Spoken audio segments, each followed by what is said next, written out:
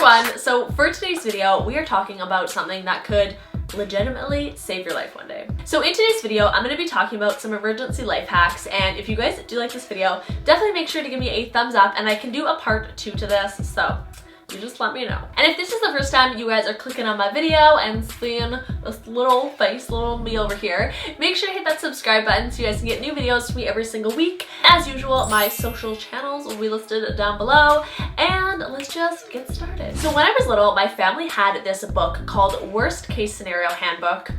I do worry about things happening and me not knowing what to do in the situation, and even to this day I think of the things I've learned about from books like that, and they just help me and like make me more calm. So jumping into the first set of life hacks, obviously with summer, people are outside more, they're in forests. Are you in a forest? I don't know. There is a chance that you could run into a bear. Yes, you heard that right, a bear. So if you see a bear from far away, what you're supposed to do is clap your hands and make your presence known, because it's not a good idea to sneak up on a bear. But reports from attacks have shown that black bears actually stop attacking once the person has stopped moving. So they actually suggest, if it is a black bear, that you want to lay still and not move, and then just hope that the bear will go away. And if you are laying still and the bear still attacks, what you want to do is take some sort of object or the palm of your fist, and you want to hit it in the snout or the eyes. I've learned that you don't want to climb a tree because they can actually climb trees and are a lot faster runners than you. So next up is how to escape a mountain lion if you are out and about and you happen to run into one.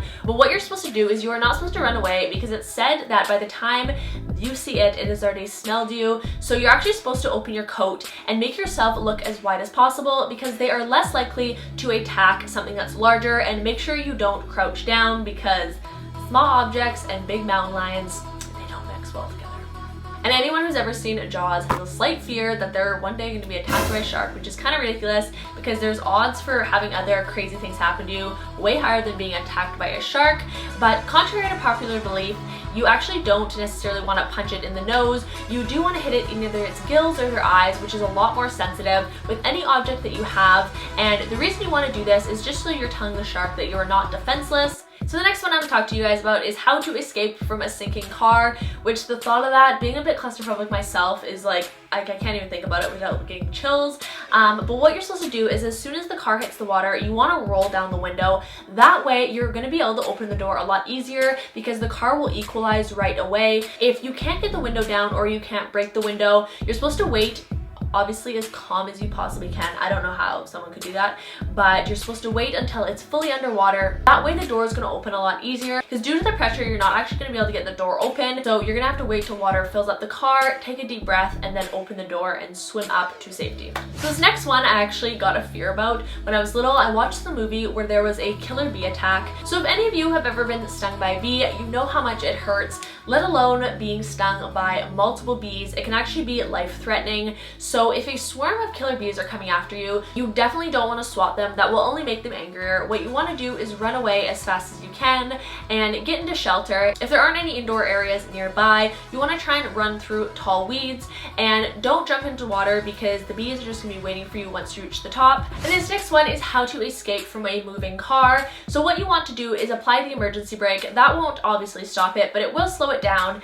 And then you want to open the door and jump out in a direction that you're going to be going away from the path of the car. Then you want to tuck in your head, arms, and legs and try and hit a soft landing like a patch of grass or anything like that. And then as soon as you hit the ground, you want to start rolling. So this is how to jump from a bridge or cliff into a body of water. First off, you want to jump feet first and have your body at a vertical angle, and with your toes squeezed together. And obviously if you're a boy, just like protect your parts. And as soon as you hit the water, you want to spread out like a starfish, and that way it's going to slow you down, and then hopefully you can just swim to the top, and hopefully you're going to be okay. So as you guys obviously know, natural disasters are something that happens to people around the world every single day. So I'm going to talk to you guys about what you're supposed to do if you encounter an earthquake. You want to get under a desk or a table or anything that's going to protect your head if the roof starts to fall in. And if you are outside, make sure you get to an open area where there's no chance of any power lines or anything heavy falling on you. So if you guys are ever out at sea and, well, your boat sinks, what you're supposed to do is stay on the boat as long as possible, because there's actually a higher chance that you're going to survive on the boat. It says you're not supposed to transfer to the raft until you're about waist level. You'll get in the life raft and you want to take as many supplies with you as possible. So obviously signaling for help is your #1 priority, so you can actually use any of the following to do so: a compass, a watch, aluminum foil, an aluminum can, or some glasses. Or also a tiny mirror. If you're a girl, just like whip your compact out and people will be thanking you.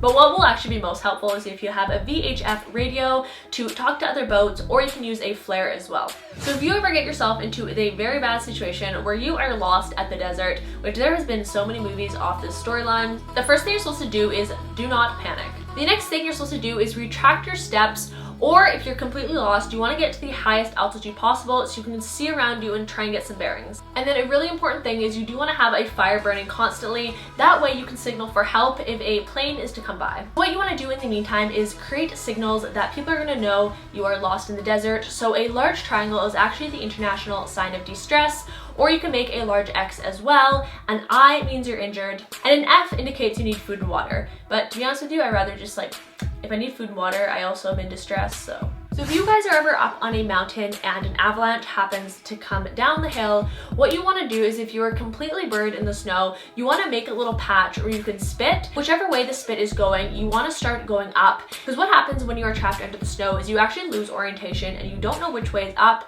So that way you will see which way the spit is falling and you can climb out the opposite way. And so those are all the emergency life hacks. I really hope you guys enjoyed watching this and you took something away from it. These are always good things just to have in the back of your pocket, and just know, because unfortunately life is unpredictable and you never know what could happen. So that sounds really scary, but you guys get what I'm saying.